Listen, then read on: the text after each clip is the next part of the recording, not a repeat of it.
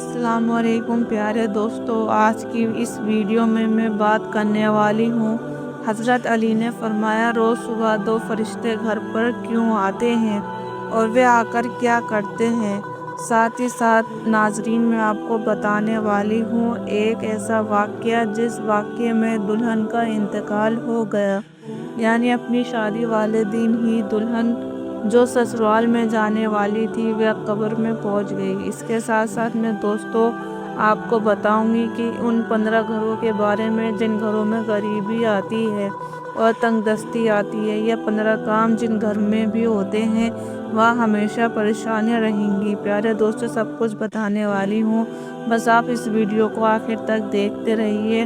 Video शुरू करने से पहले आप इस वीडियो को एक लाइक ज़रूर करें और ज़्यादा से ज़्यादा शेयर करके अपने कुछ करीबी लोगों तक ज़रूर पहुंचाइए। तो चलिए वीडियो शुरू करते हैं। हज़रत अली की खिदमत में एक शख्स आकर कहने लगा, या अली, सुबह के आगाज़ में सबसे पहले क्या होता है। तो हज़रत अली ने फरमाया, ए शख्स, दिन का आगाज़ दो फरिश्तों से होता है। एक फरिश्ता घर घर जाकर दुआ करता है और दूसरा फरिश्ता घर घर जाकर इल्तिजा करता है। तो वे शख्स कहने लगा, या अली, किस बात के लिए फरिश्ता दुआ करता है और किस बात के लिए इल्तिजा।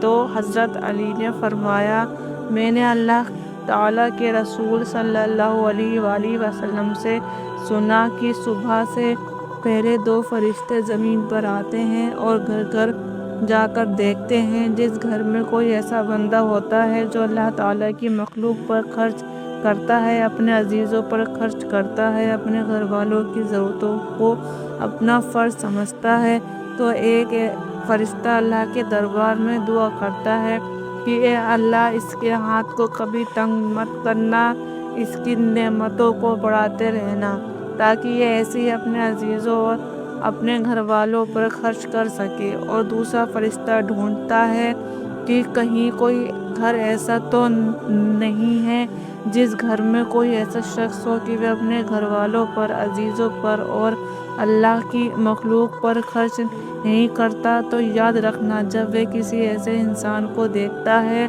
जो अपने माल को इकट्ठा करके इंसानों से छुपा कर रखता हो, तो वह दूसरा फरिश्ता अल्लाह के दरबार में फरियाद करता है कि ए अल्लाह, इस बंदे से इसकी दौलत का सख्त हिसाब लेना और इस बंदे को दुनियावी दौलत से महरूम कर दे, क्योंकि ये अपनी दौलत तेरे बंदों पर खर्च नहीं करता, अपने घर वालों और अजीज़ों पर अपने माल को खर्च नहीं करता, महरूम रखता है। और यूँ अजीज़ों पर खर्च करने वाला दुनिया में फरबा और आखिरत में अजीम अजर पाता है, और जो दुनिया में अपना माल अपने अजीज़ों और रिश्तेदारों पर खर्च नहीं करता, तो वे दुनिया में रुसवाई और आखिरत में सख्त अज़ाब देखता है।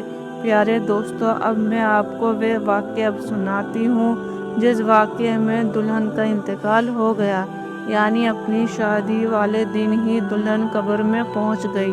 दोस्तों, यह वाक़या सऊदी अरब का है। एक लड़की की शादी थी, उसकी तैयारी चल रही थी, दुल्हन को सजाया जा रहा था। इतनी देर में मस्जिद में अजान हुई और उसके बाद नमाज के बाद से ही लड़की का मेकअप की तैयारी चलने लगी। उसको एक अच्छा सा लिबास पहनाया गया, दुल्हन का सारा मेकअप किया गया।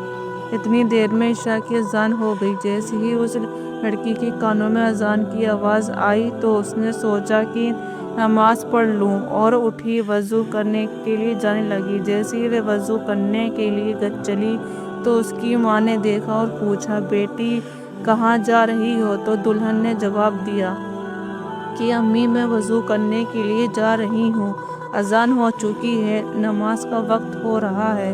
लड़की की माँ ने कहा, कहीं तुम पागल तो नहीं हो गई हो, नीचे सारे मेहमान बैठे हैं, तुम्हारा इंतज़ार कर रहे हैं, तुम वज़ू करोगी, तुम्हारा मेकअप ख़राब हो जाएगा, तुम फिर अच्छी नहीं दिखोगी, सब लोग तुम्हारे बारे में क्या सोचेंगे। उस दुल्हन ने कहा कि अम्मी, लोग क्या कहेंगे मुझे नहीं पता, मुझे अपने रब को राज़ी करना है। इतनी कहकर लड़की वज़ू के लिए चली गई। उसने वज़ू किया और नमाज के लिए जाने लगी।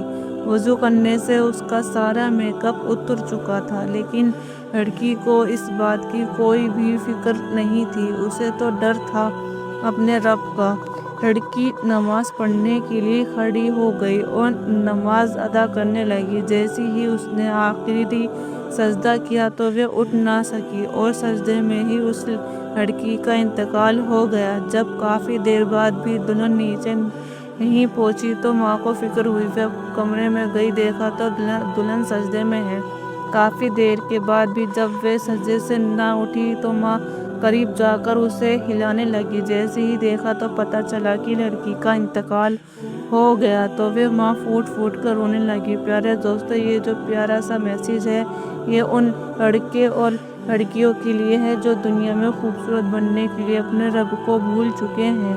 کسی نے کیا خوب کہا ہے کہ اسلام کی شہزادیوں کو خوبصورت بننے کے لیے کسی مہنگے کریم اور پاؤڈر کی ضرورت نہیں، 5 وقت کے وضو کا پانی ہی کافی ہے ان کی خوبصورتی کے لیے۔ اب میں آپ کو بتاتی ہوں کہ 15 گھروں میں غریبی کیوں آتی ہے، تنگ دستی کیوں آتی ہے اور پریشانیاں کیوں آتی ہیں۔